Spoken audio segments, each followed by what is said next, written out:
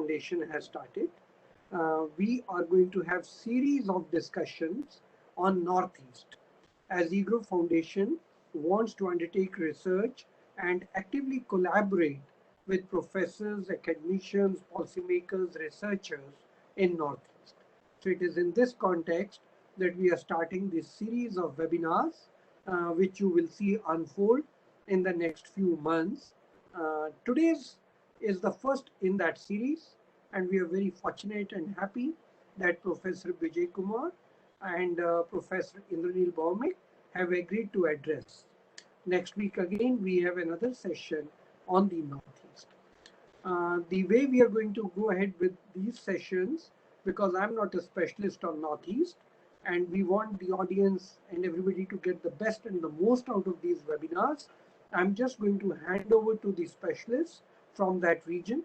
In this context today, I'm going to hand over the session to Professor Vijay Kumar, who will chair the session, and then at the end, I'll again come in the picture to draw some conclusion. Professor Vijay Kumar, over to you, please. Thank you, Charan. As you know, in the words of the UN Secretary General, coronavirus is the #1 security threat in our world today, posing a crisis that is unlike any in our lifetimes.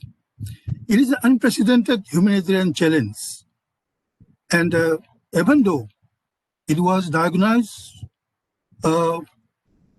on December 10, 2019, and the first death was recorded 1 month later. By 23rd September 2020, it is affected more than 32 million persons, and out of them, nearly 10 lakhs have died. India has around 5.7 million cases with 91,000 deaths. So it is in fact a very, very big challenge. Now, how this pandemic is playing out across the world, across the regions, across the countries, and across the small states.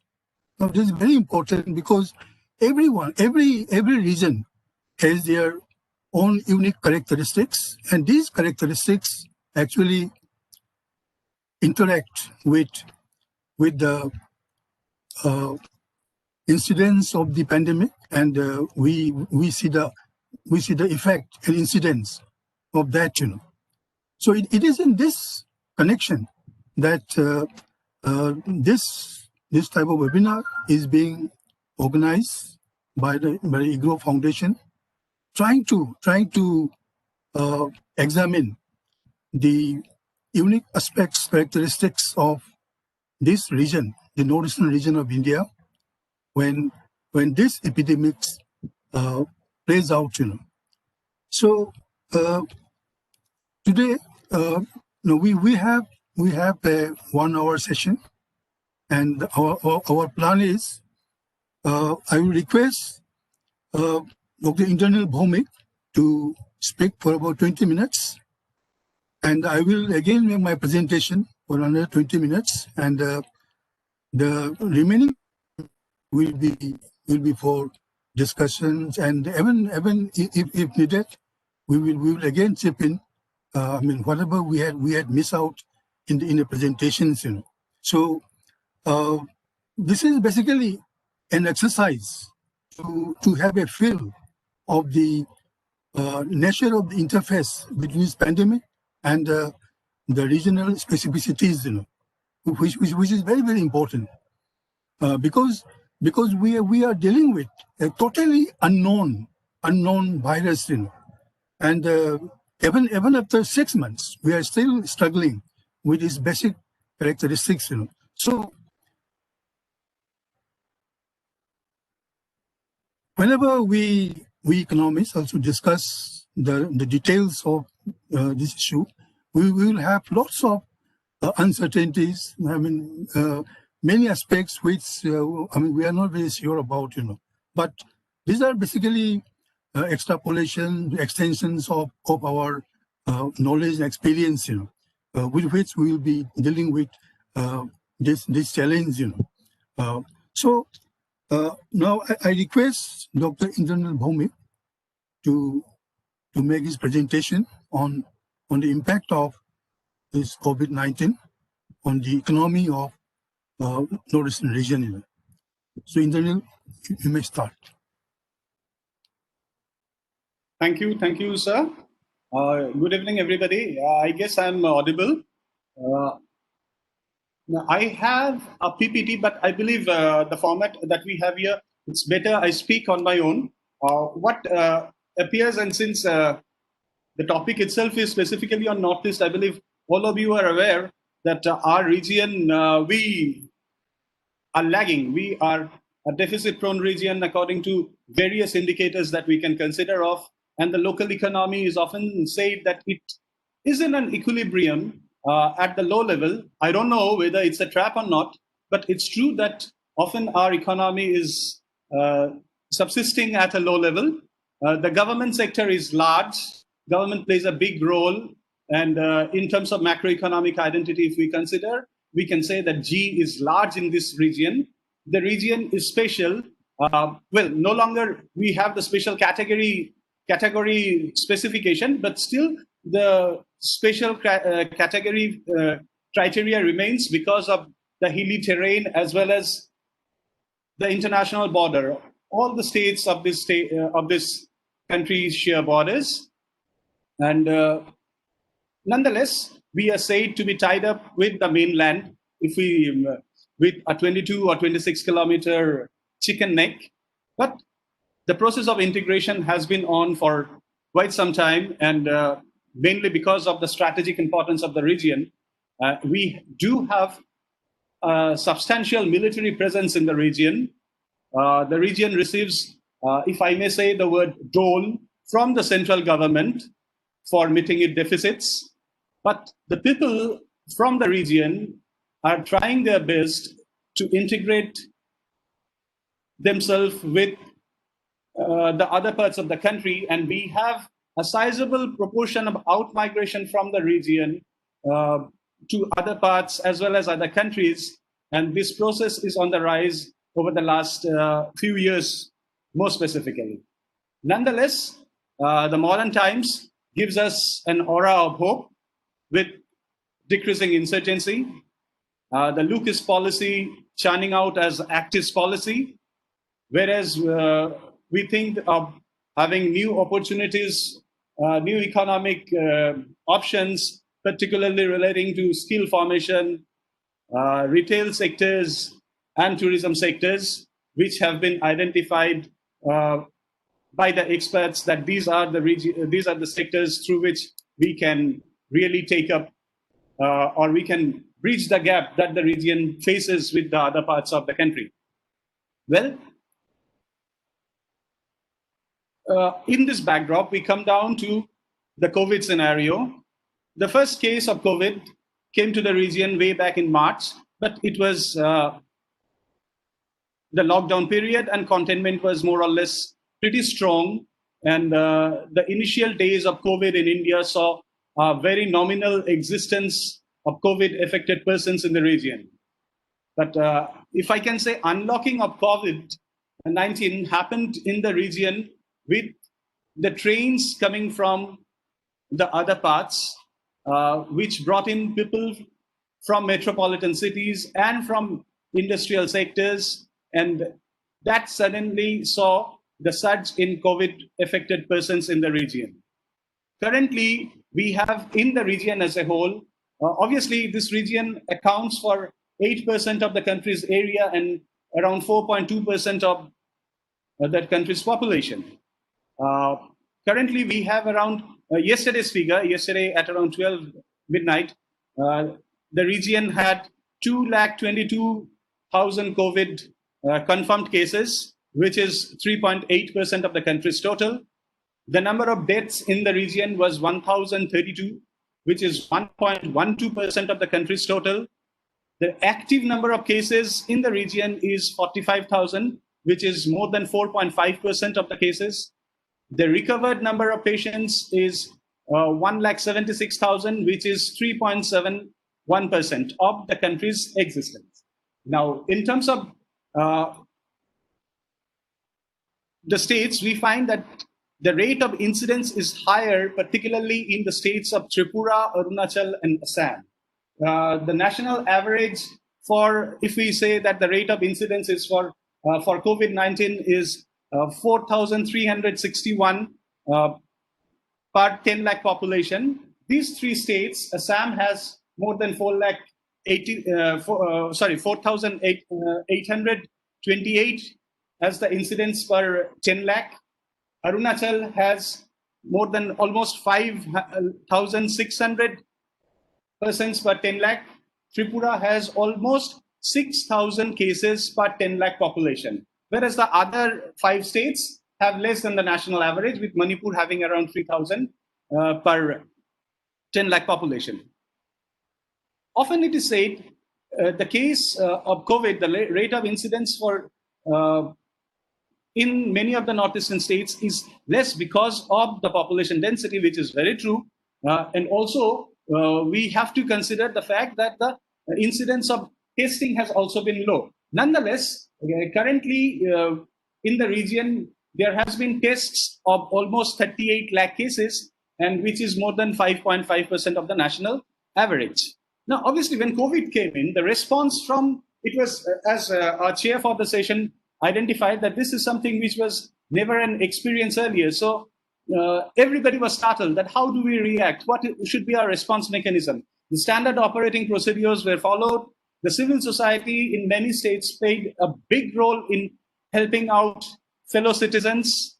But one issue that the region often faces is infrastructure crisis, and this infrastructure crisis is very much evident in the health infrastructure system of the region.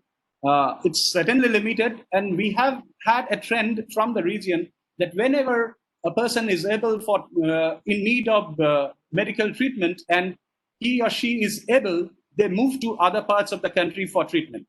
But for COVID, obviously, such facilities were not available, and the limited infrastructure that we had in the region was evident and emerged as a challenge to many of the state governments. Additional challenges came in the form of natural factors. There have been floods in the states. It's a recurrent feature, but obviously when flood in COVID times adds gravity even more.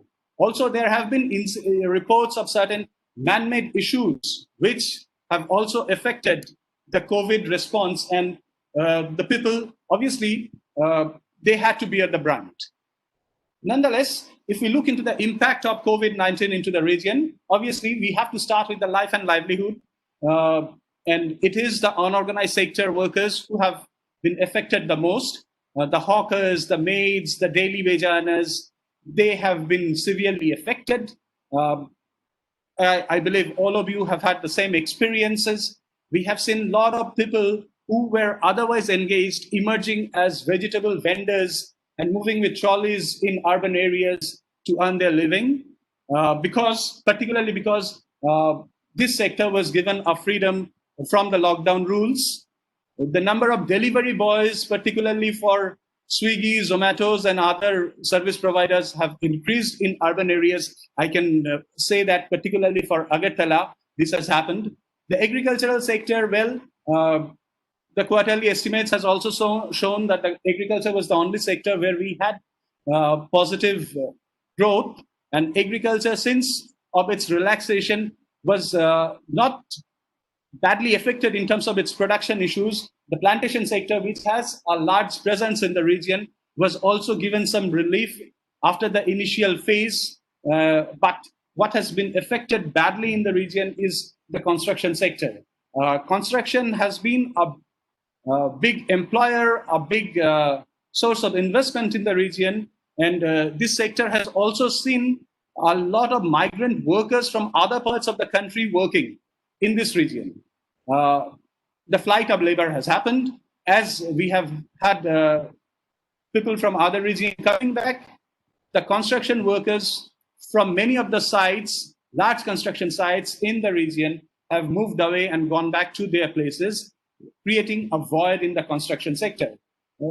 Nonetheless, there have been attempts, particularly in Tripura, that the local youths and local laborers are being used as replacement, but it's a fact that the construction sector has been affected. For education, I believe most of us currently present in this forum belong to this academic sector, and we understand that education sector, particularly higher education, I believe the school education also, is really going for a big change over, particularly because of COVID. The way online teaching has come in and has been adopted and adapted by students and teachers has been exemplary across the country, no doubt. But particularly for this region, we had some additional problems apart from the adjustment process is the issue of connectivity. This has been a deterrent for increasing the spread of online education to a big deal. I believe some of my students have had interruptions in courses of their classes going on, and this has been a spoiler. Nonetheless, in this region, we are often, what can I say? We are often accustomed to such practices that we will have hindrances and we adjust accordingly. The health sector, obviously, many of the hospitals have been converted into COVID, but what has happened is, owing to the specialty treatment for COVID and its allied issues of contamination, allied issues of protection, equipments, etc., often other ailments have had to hear the brunt. Particularly in many of the hospitals in Agartala, patients suffering from kidney ailments had to suffer because dialysis was badly affected. Now, this is the problem that our region has. Also, this region, which is well known for its sports, entertainment, and cultural activities, had restrictions, particularly because of the limitations of moving out, and these sectors, which play a major role in the society of this region, had been a sufferer also. If I look into the scenario and the outcome that has emerged from it, we can say obviously the biggest outcome from this is the increasing unemployment, particularly in the unorganized sector, and the overcrowding in agriculture and primary sector activities. The MGNREGA schemes, obviously their fund allotment has increased, and in many of the states, till yesterday, we find that the number of mandates created is almost at par with the aggregate of the previous year. The number of households that have taken support from MGNREGA work has also increased, and I believe by the end of the year, this will increase even further. Now, also, another effect which has come into this region is the reduced household incomes, particularly because of the decrease in remittances with the return of the outmigrants.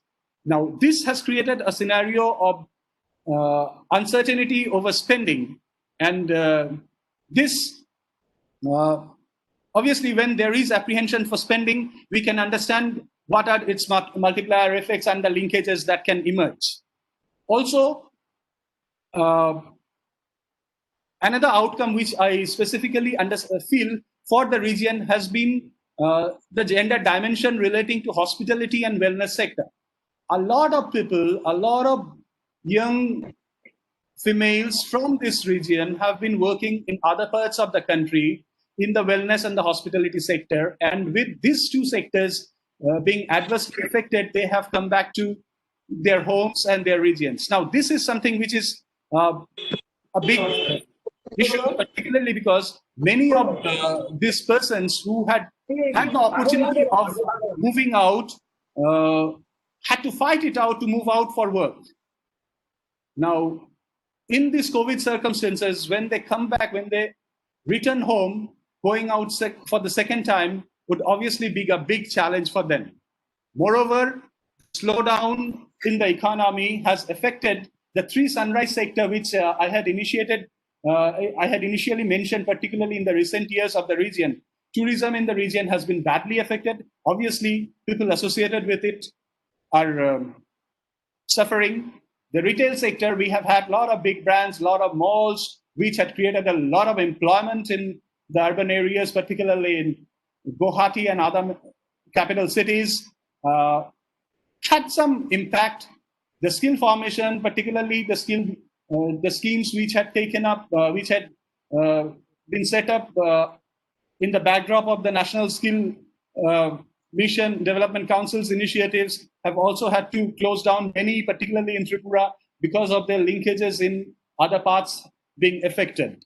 Now, obviously, it is true that COVID has been a spoiler, and we cannot expect that because of COVID, the economy is going to improve. But we have to find out, I believe, we have to use COVID and prepare ourselves in a manner so that in the post-COVID scenario, we can take the best possible benefit.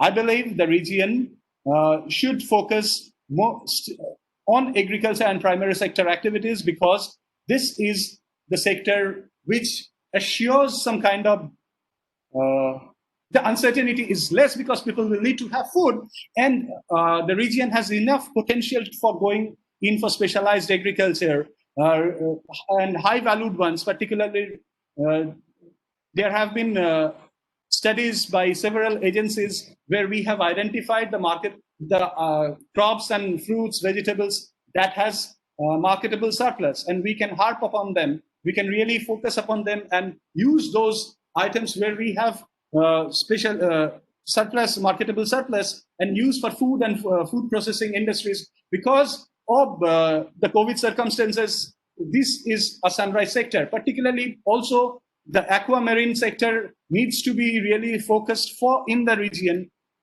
which has immense future, I believe. I was also getting feedbacks from my students about their understanding, and I'm very happy that some of my students have identified that really this region depends a lot on the micro units, and they believe focus on microfinance would help up the first M of the MSME sector in the future days. And we really need to identify products as well as markets and destinations which are going to give us the future. Obviously, we need to focus, the MSME should focus more on the primary sector inputs. Once COVID is out, I believe we need to focus obviously on health infrastructure. And I strongly argue that we need to focus our region as the wellness destination for the future. Medical tourism has immense potential in this region. We can really focus upon medical tourism as a sector, and we can use this COVID backdrop to build up our medical infrastructure in the region. We have several medical colleges. And we also have a lot of neighbors who sends patients to India. Now, obviously, if we can build up this sector, the Northeast stands to gain. But all the three sectors that I have pointed out has to depend greatly on technology. We need to we need to move into the digital era strongly and use the technology in tandem and integrate it with line departments in real sense. Agartala has been identified as the third gateway for internet traffic in India since 2014. But unfortunately so, we are yet to reap the benefits. Nonetheless, sir, my 20 minutes is almost over. I'll just wind up in a minute. Nonetheless, in the first phase, what I believe is that we do have a few takeaways which we can consider in the backdrop of COVID-19 right now. And the first is, we need to, our youth in the region need to understand that it is really time for entrepreneurship. And looking for job, particularly in these circumstances, would be tough. I would argue my students and all the youth that think of becoming entrepreneurs. I know it's the biggest challenge, and but nonetheless, there have been 3 events, particularly in the last month, I should say, which can act as a booster for entrepreneurship, particularly in the region. And I would just spell out these three events right now. One is the emergence of the bamboo products, particularly relating to the bamboo bottles, which is finding a huge market in the country right now. We have also had information about bamboo biscuits, and bamboos, obviously, the people of Northeast really love bamboos, and bamboo has use from cradle to deathbed everywhere in the region across the states. And bamboo, there have been sufficient technology enhancement in use of bamboo products, and we can really exploit into that. Well, one more event which has happened is the first cargo ship from Kolkata via Bangladesh had reached Agartala, and this opens up the possibility of exploring the potential of riverways in the region. It's not just we can use the riverways not only for transportation of goods, we can also think riverways as a means of enhancing tourism, which I believe has to be really taken up in a strategic manner for the future. The third one is in Tripura, the first special economic zone was inaugurated at Shabrum, the southernmost town. Obviously, it's too early to say, but obviously we need to build up upon the hopes. But first and foremost, for making the region strong and emerging as a hub for economic activities in the future, we need to have concerted approach. We need to consider the fact that across the world, there has been a lack of trust towards the factory of the world, if I may use that term. And we really need to think. We have several items which has the potential to throw up real challenge to the factory, and the region can really be a gainer. We can also use the expertise of the homecomers. Instead of calling them as return migrants, if I call them as homecomers, they have been outside the region, they have gained some skill. We can use their expertise, we can use them, we use their knowledge, use their learning, and come up with products and services in the region for catering to the post-COVID world. But very important, obviously one big advantage that this region, I believe, has right now is all the state governments are belonging to the same political framework of the central government. So the center-state bonhomie can really be a good support system for the region. But the state finances of the region are not very strong, and the delay in the 15th Finance Commission awards are often said to be posing some challenges to the state governments. Nonetheless, I believe COVID-19 has been a spoiler, no doubt, but COVID-19 has been a spoiler for people in greater extent for manufacturing sector in particular, and the northeastern region with negligible manufacturing sector can really bounce back at a quicker time. And I would like to end here with hopes for the future. Thank you.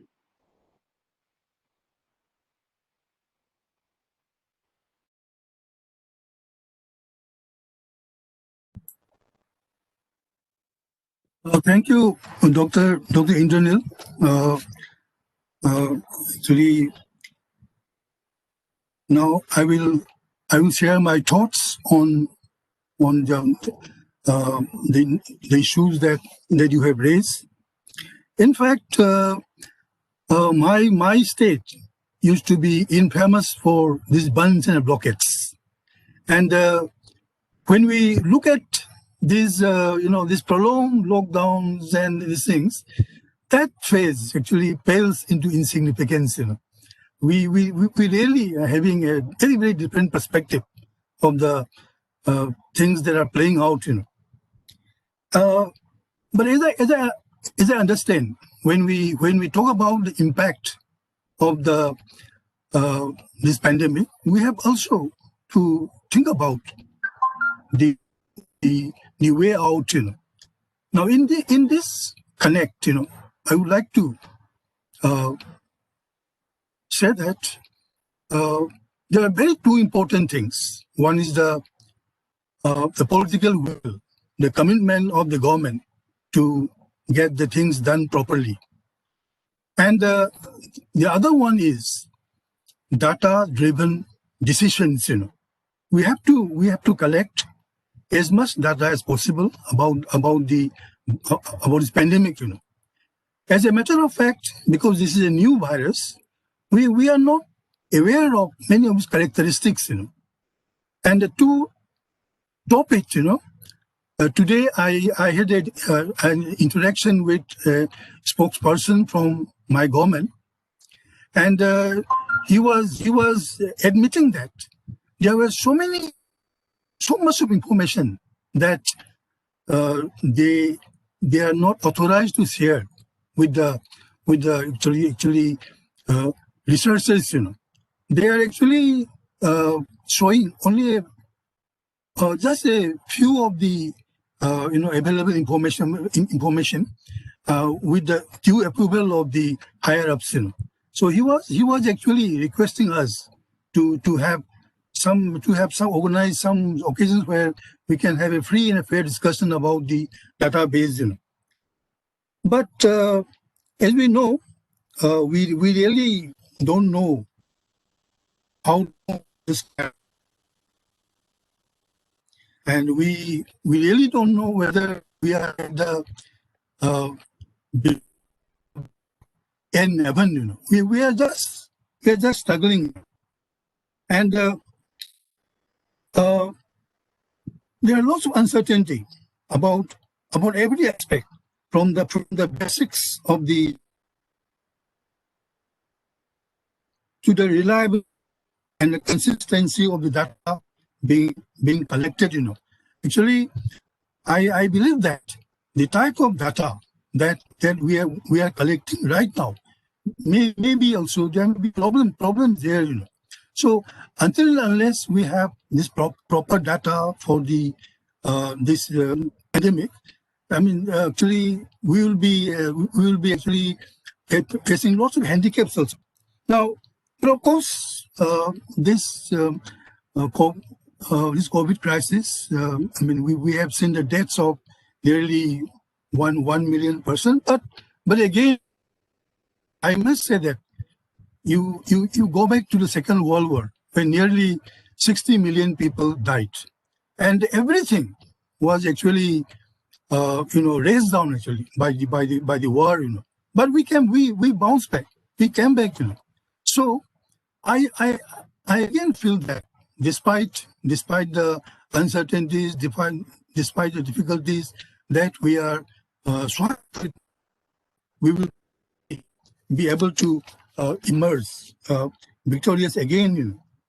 Now, regarding the impact of this COVID on the Northeast. Now, as I said, different countries, different regions will have different experiences about this, because the social setups are also quite different. I mean, there are different ways of responding to the challenge.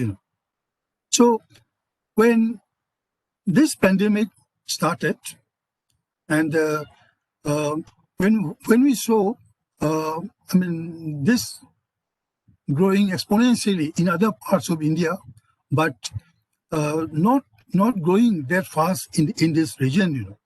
Well, actually, there were lots of hypotheses regarding even the food habits of this region. Because we have this habit of consuming lots of fermented fish, fermented diet, and that also might be one of the reasons why the spread of this virus was slowed down. So there is just one conjecture. Now, as I was telling you, as a person who is somehow involved with the Sustainable Development Goals, and in fact today we had observed the 5th anniversary of the disease across the world, and it's a 5 years old initiative.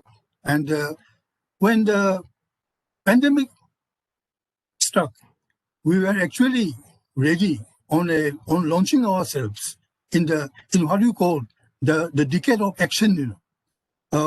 We had done lots of homeworks trying to localize the global targets. We have done that. I mean, all the states in India on the on the under the guidance of the Niti Aayog have somehow managed to come up with their vision documents, which are basically documents based on the Sustainable Development Goals. Now, the biggest casualty of this pandemic, particularly in this region, will be whatever we have realized, whatever we have achieved in attaining the SDGs in the last 5 years. I mean, so vast has been the dislocation in this region that we really don't know where those initiatives would be there. And of course, almost all the problems that we are facing right now in a very, very accentuated manner because of the pandemic, we are actually there, very well reflected in the Sustainable Development Goals. And it was with lots of efforts that we managed to localize the targets, and now we have to revisit that exercise so that whatever we have lost, whatever we have, whatever they have been dislocated, are again restored. Now, Dr. has already mentioned most of the aspects on which this has been actually this pandemic has been actually having impact on the region. Now, let me tell you something about the economies of this region.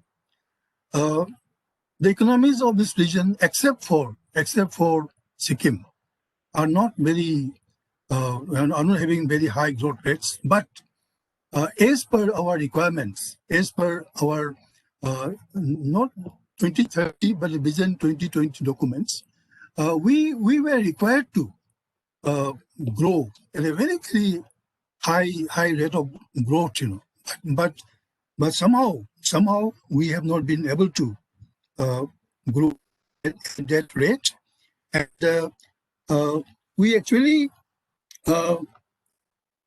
except for some states, as I say, except Sikkim, most of the states we are not growing that fast. So then coming to unemployment figures, we for quite some time we didn't have the unemployment figures for the states beyond 2011-12, but now because of the periodic labor force surveys, we have already 2 annual reports, and as per these reports, again, unemployment rates in this region are quite high, much higher than the all India level, and particularly in Nagaland, where the unemployment rate is 17%. So what I'm saying, this pandemic has actually generated lots of unemployment, because there was no work. Now this actually has again accentuated the problem that was already there.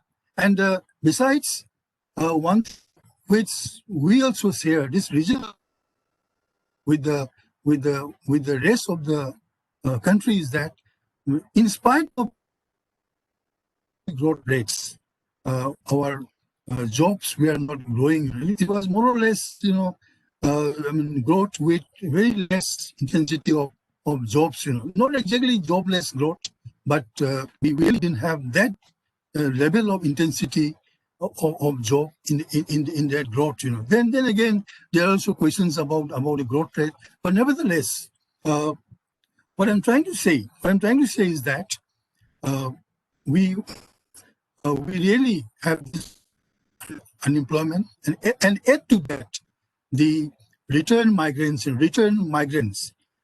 they actually the migrants from this region, they had established themselves in different parts of the country, working in different sectors, and because of this pandemic,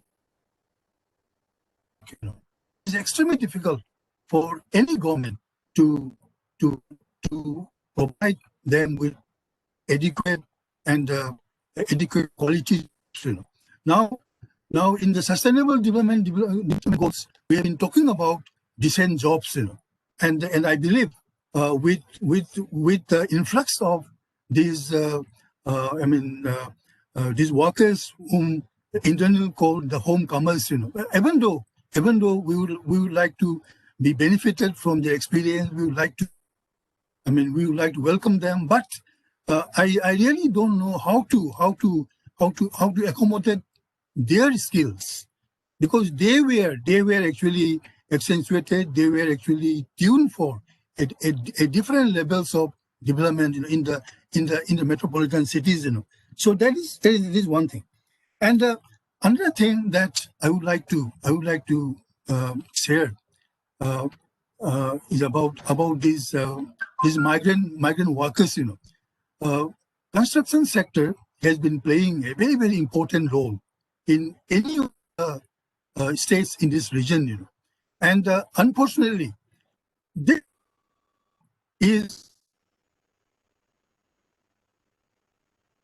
made by the migrant workers from Bihar, workers from West Bengal, workers from UP, with different types of skills, machines, then carpenters, then painters, and so on, Now, with these workers now going back to their homes, this construction sector is bound to be hampered very extensively in this region. I really don't know how long it will take to go back to the pre-COVID levels. Then one thing I would like to share is that apart from the the disruptions caused by this pandemic, northeastern region actually has been experiencing an undercurrent of change. In the last few years,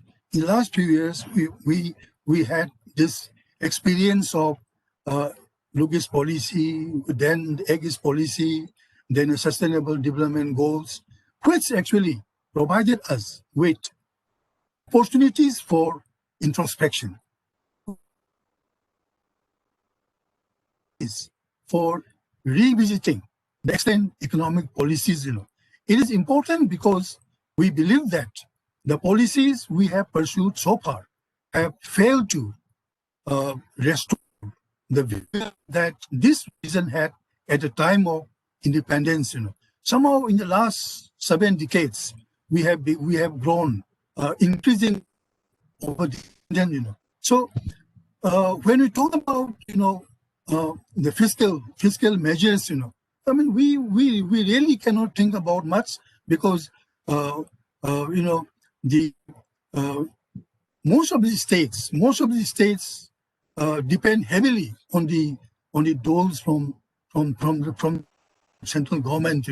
So they have to depend on the center for the resources for funding their projects and all that. So therefore, it is a very, very big challenge.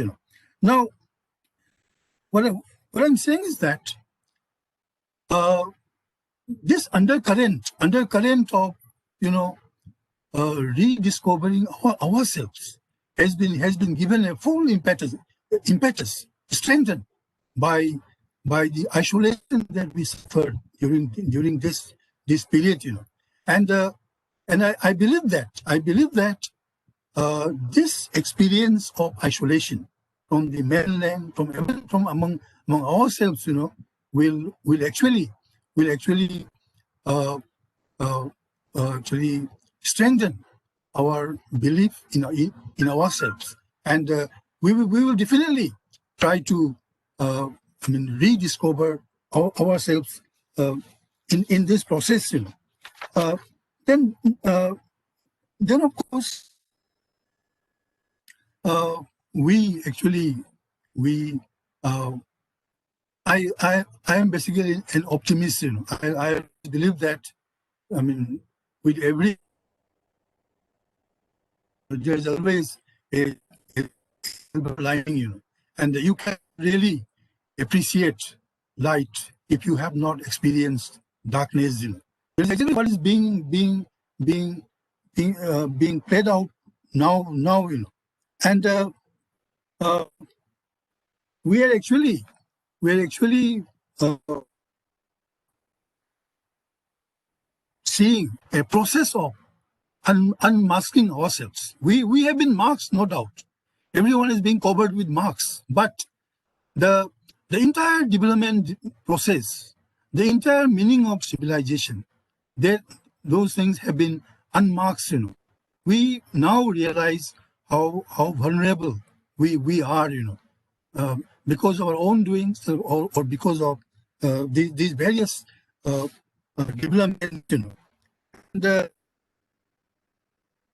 and the benefits that I visualize, besides this question of this issue of self-reliance and all that, are actually our attempt to generate very high frequency data. Now we realize that these national incomes will not do, because it takes 1 year, more than 1 year, to get the document. And of course, for even unemployment, we are coming to yearly data. Now we want data of very much higher frequency. We want real data, and I believe that many of the organizations are seriously thinking of moving towards that. And now when you talk about economic activities, how much of our economic activities have been affected by I mean, you won't find that in our national income figures, because it will take time. But there are now ways of looking at those things, even by looking at the night light through satellites, about the activities. And then we have these nitrogen dioxide, columns rising from different areas, which are visible through our satellites, and those reflect actually those are the actually our footprints of our activities. So what I'm trying to say is that in this period of darkness, we are actually also trying to read new measures of measurement of development. And of course, after this pandemic is over, I believe that even the development, even the definition of economic development may undergo some changes. We may, at one phase, we heard Professor Amartya Sen saying that should have this freedom from fear as one of the components. Now we may even say development should have this freedom from pandemics as one of the components. So what I'm trying to say is that the drive towards such different types of data, and the drive towards collaborative work. Now almost every university, every major research centers, they are collaborating to come up with a vaccine. Now we have estimates saying that if you delay of 3 months in the in finding the vaccine will delay our return to the pre-COVID levels by another 6 months. So everyone is to discover some things. And I believe that this process will actually COVID is a different thing, but this process of working together, under lots of pressure, is bound to come up with many discoveries, many new ideas, which would play a very significant role in our uh, uh, going back to the uh, normalcy. And at the end, I would like to say that uh, there are many things. There are many things in the Northeast which have been affected by this, but uh, we can actually um, uh, rebound, bounce back, and but that really, as I said earlier, depends on the commitment of the uh, political leaders, and uh,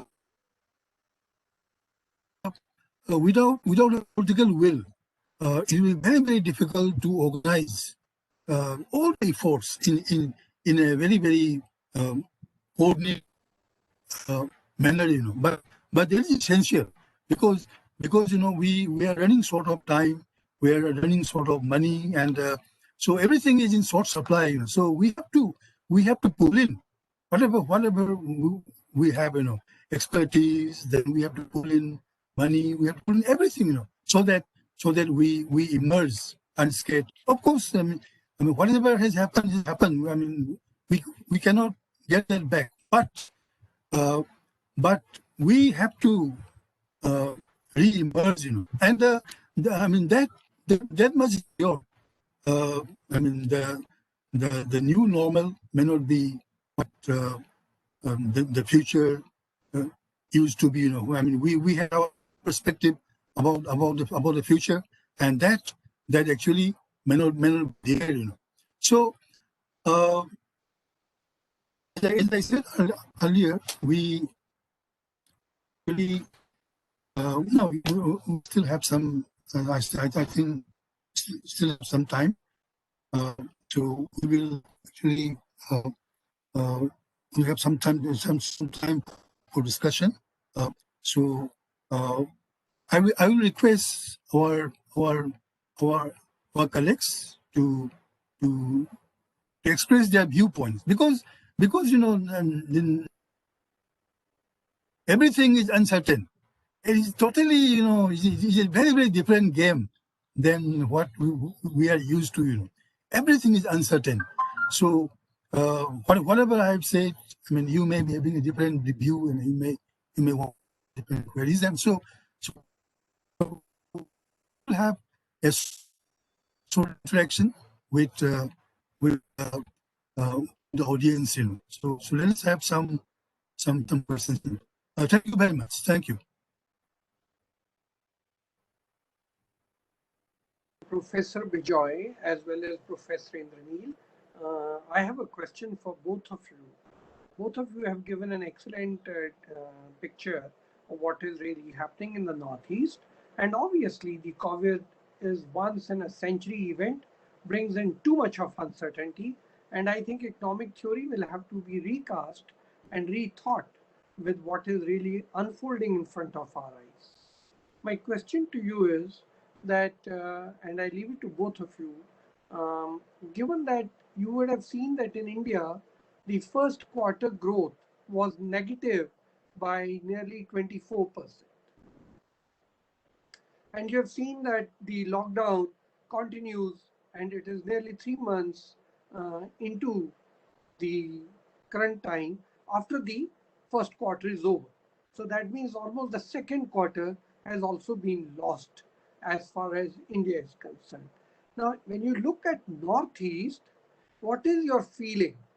What percentage of the economy growth would have taken place. For all India, it is minus 24% in the first quarter. What would have happened in the second quarter, we have yet to know. But just looking at, because the way you've discussed it and you seem to be pretty much clear into what's happening into your Northeast. So I thought we'll ask this question. Secondly, the second question is on unemployment. Now, these are the two major factors which are necessary for economic growth.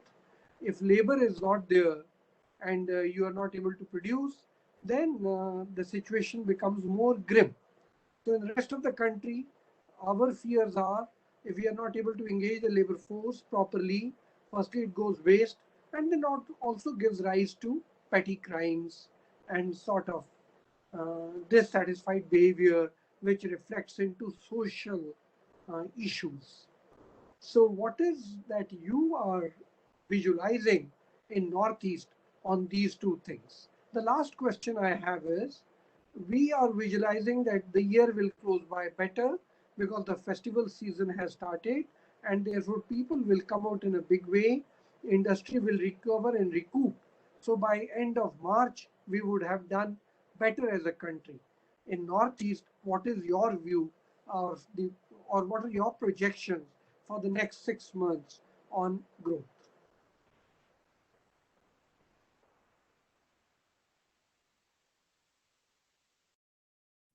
Can we have other questions also? We will combine questions. Yes, please. I would invite. I totally agree with Professor Bijoy. Let's have more questions. Mr. Singh and Bijoy, I have 3 points other than. Can I place it now? Or?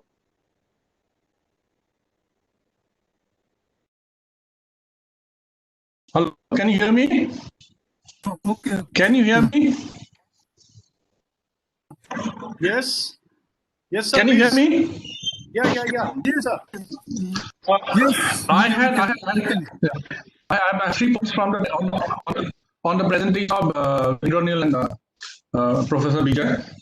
First one is that what Bijoy has driven us to the point of SDGs. I just want to broaden. Of course, everybody probably know are aware of that. Yes, we are falling now behind SDG targets. And in fact, if we broaden the whole thing, actually this pandemic has hit us so badly that almost 25-30 years of good work in reducing poverty, where so many millions of people have come out of poverty, that has actually been sort of reversed to a great extent in a very short period of time. So how we are going to regain that is going to be a big issue for not only for the Northeast, but for the entire country. The other point which Bijoy and Indranil has both said, I have an objection to the use of the word dose. There are many northeastern states, not Assam now, other northeastern states they receive, people think that favorable treatment in the fiscal devolution of resources. Now, actually, that this extra devolution is necessary. That was very well articulated. When they talked about the creation of special categories, states, because, and then also the Sugla Commission report of the Planning Commission in the 1990s. They have gone into the whole details, and actually they have found that the states in the Northeast, particularly the smaller ones, they deserve. It's not a dole, therefore. If people in Northeast start thinking that these are doles, that's too bad, because others people think that actually these are doles, but these are not. And because they are not doles, in the 14th Finance Commission, after they have actually done away with the special category also, all these states which used to be in the special category, they are actually receiving more than, higher than before devolution in the 14th Finance Commission onward. Of course, Assam has lost out a little. That's a different issue. So we have to change our mindset and speak properly, because there's a national forum. Other thing which Indranil has said, I'm sorry if I'm taking too much of time. This is, I think, also is very important because the central government is also sometimes talking about, enterprise. We should go for enterprises and all that. Our state government of Assam also says more enterprises we need to do. The migrant workers have come back with some skill from Kerala and Maharashtra and all that, so that we can utilize that and start enterprises, and Indonesians have also added that we should do it. But the point is, the common sense economics will tell you uncertainty is being so high. This is not a time to push enterprises. Three reasons. One is obviously the COVID, the threat of death, health, sickness, and in fact now we find that even if you recover, there can be permanent damage to your health. So these are great uncertainties where you actually cannot go about your activities and social and economic activities freely. That's one thing. Demand has been low even before the pandemic, and it has gone even further low, and there's no sign of being revived. Because even if you give people money now, of course, which has not been given, but even if we give them, because of uncertainty, people would like to conserve this for, deal with that uncertainty rather than spend it on various goods. One or two things which are, of course, sold more now. We find two-wheelers being sold quite a lot, actually, in Assam, for instance. This is particularly because public transport has become more hazardous and actually closed in many cases. So there are odd cases there, but generally the demand has been low. And thirdly, I know many entrepreneurs. Assam is not, or Northeast also not known for many business enterprises, but there was a young generation which was emerging to get into enterprises. They were encouraged and they were feeling, these are new generation young people. But in the pandemic, they have burned their fingers so badly that you can't really expect that they will come back and again restart venture number 2, because first venture has obviously failed for a variety of reasons and they don't have that kind of cushion. So no amount of monetary policy or, for a matter, in fact, zero interest rates are not going to be possibly helpful. So I think the whole nation, our state governments and also economists must think about that, that this is not a time to push for enterprises. It can happen, but it will take some time. Particularly if you want young entrepreneurs from Assam who are just emerging to come back again in the same level, it's going to take some time. So these are the 3 points I wanted to make. Thank you very much for giving me the opportunity. We can have one more question. One more question, if there's any. Otherwise, we will start responding. Any more question?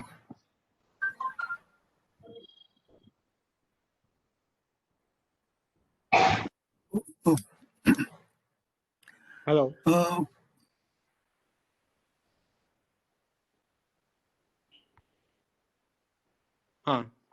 Myself, Kishore-san. Okay, yeah, please. So one question is here. When there is the stages of the spreading of this pandemic, community spread is here in the Northeast. So under this situation, or in this situation, how shall we proceed to the new venture of entrepreneurship?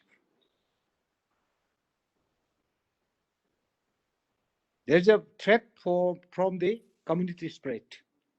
This is the second stage, I think so. Not the last stage. So how we have to start the entrepreneur venture?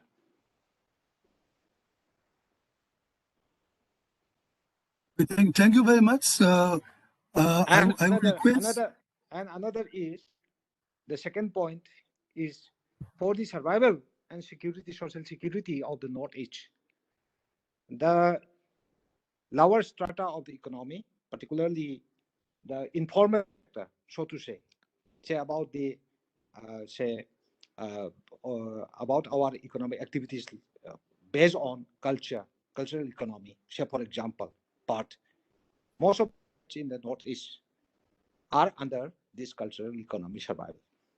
So about the opening of and closing of the women's market here in Manipur and there in Assam. And another is the manufacturing sector. So how can we connect in between these two? 70% of the survival is from the informal sector of the economy. Not, illegal, but the general traditional, household duty, household production, cottage industry, and so on the basis of the culture, catering services, the weaving. How to survive these things? These are more important for the Northeast, not about the manufacturing industries or others, because we have to stand for a new challenge, for a new normalcy. not the previous type of challenges cannot be entertained here, as our technological standard is very low as compared to other countries. Thank you. Two questions. Mr. Kishore-chan. Internally, I mean, internally, please respond to some of the questions or points raised. Thank you. First and foremost point is, it's true. I understand the sentiment, and not sentiment, the valid ground put up by MPB sir regarding use of the word dole. Yeah, basically, it is as per formula, no doubt about it. But obviously, often it is understood that many of these grants or the formula has been, I use this term dole, particularly because this is what it appears to at the common man, because when we consider in this way, but I take your point in very good spirit that we should not, being Northeasterners, I should not call it as a dole. Point one. Second point is regarding the uncertainty that is prevailing in the market or in the society at large. And if we say that who is going to be an entrepreneur right now?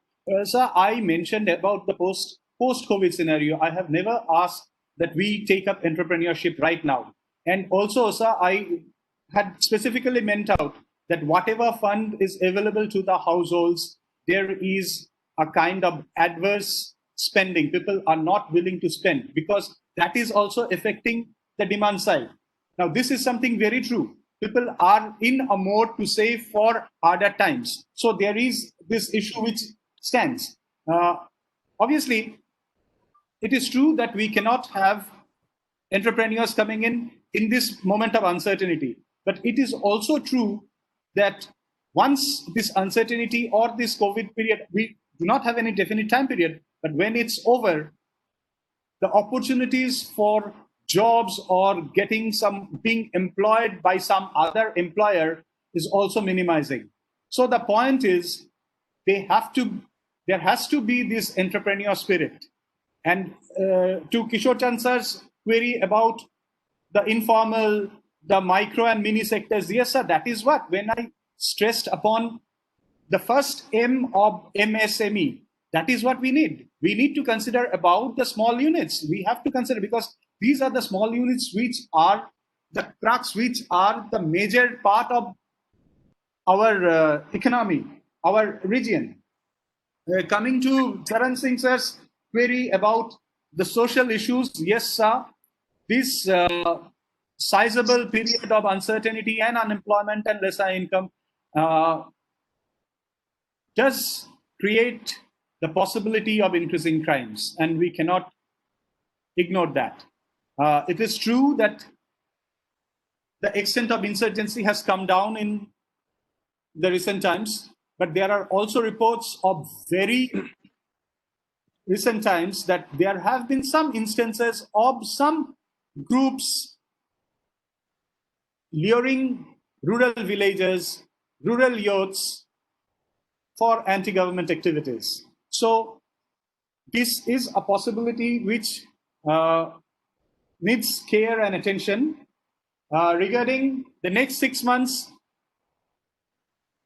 yes, the major festivals of the region are also in the next month. Durga Puja is there, but as I gather from Agartala right now, the festive mood is down, and the kind of spending that happens with this Durga Puja and festival is really, really low this year. So we cannot expect a very big multiplier in this aspect.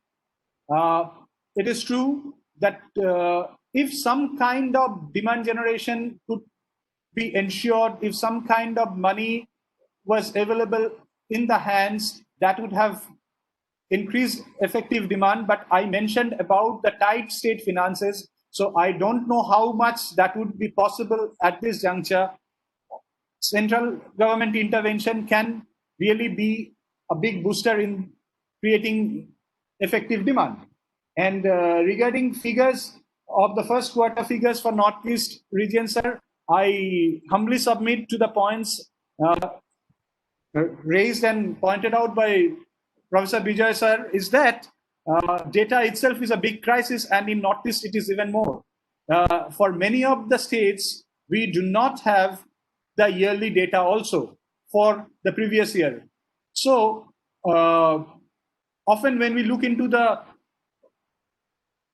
estimates that are made, we have provisional figures still continuing for longer periods. So, but it is true that the Northeastern region, I believe, will not have a minus 23.9% contraction as a whole, particularly because of the absence of the manufacturing sector. Since the manufacturing sector is less, so the extent might be less, but the construction sector is pretty large, and that has been affected. But sorry, sir, I cannot quote or estimate any figures right now. That's for me now. Vijay sir, if you want to add something. Actually, starting with Dr. Charan's queries about the estimates. As I said earlier, because of the paucity of data, and of course now we are getting some new insights into the possible use of high frequency data, like satellite imageries, So I personally feel that instead of having another wild guess on the basis of the earlier methodologies, we should go for some of the these satellite imagery techniques to understand the impact of this pandemic on the economy, and that is what I have been sharing with my my colleagues also, and because otherwise we are going to have another guess, another very wild, maybe even a wild guess, and regarding the economics of this region, actually this pandemic actually has turned economics of this region literally upside down. So we have to again, I mean, relocate ourselves. So that, say for example, about the workers. If I say that all the workers from outside they have left, and we won't be in a position to do any work, now that will be actually far from the truth. We'll be having the local workers, local people who have not been actually trying to substitute those workers because of the various other regions, So that is happening, So what I feel is that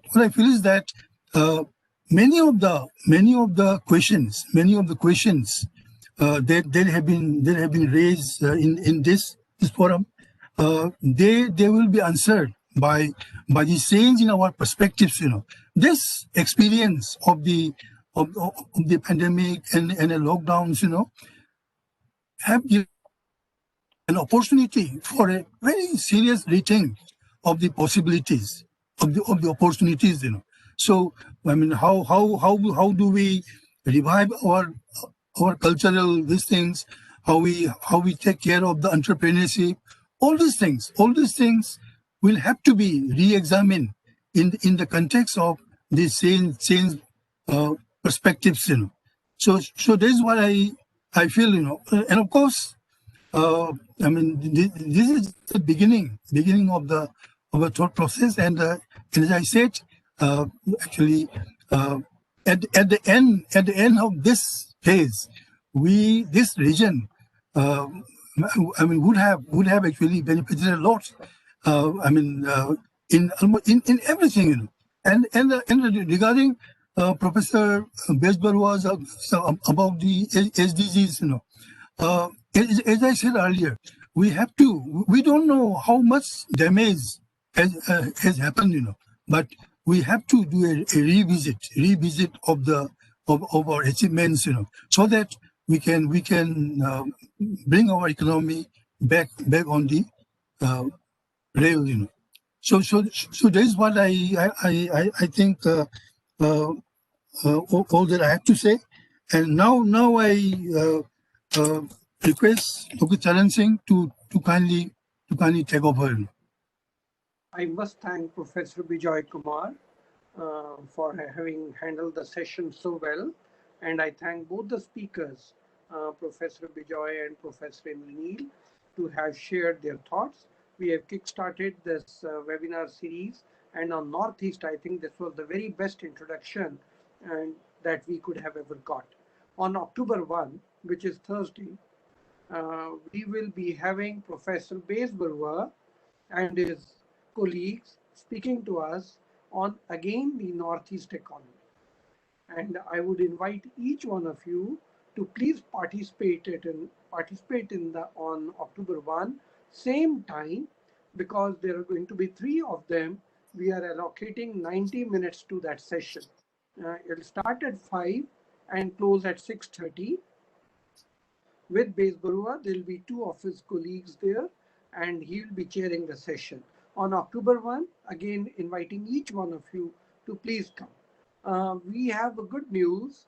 On Monday, September 28, we have Professor Ramesh Chand, member of Niti Aayog, speaking on the 3 agri bills, which have been recently passed in the parliament. So I'm going to request again all the participants. I'm sure you are interested in these 3 bills. And of course, today's discussion, it didn't turn out. Nobody asked a question on the agri bills and Northeast.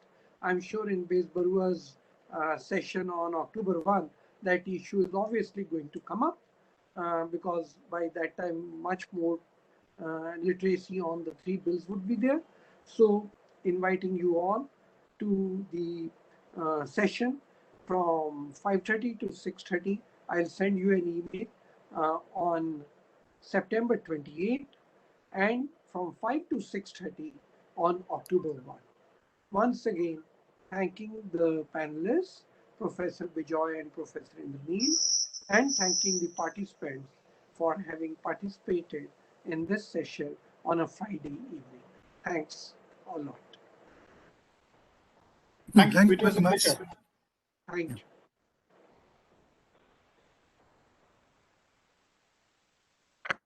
Thank you.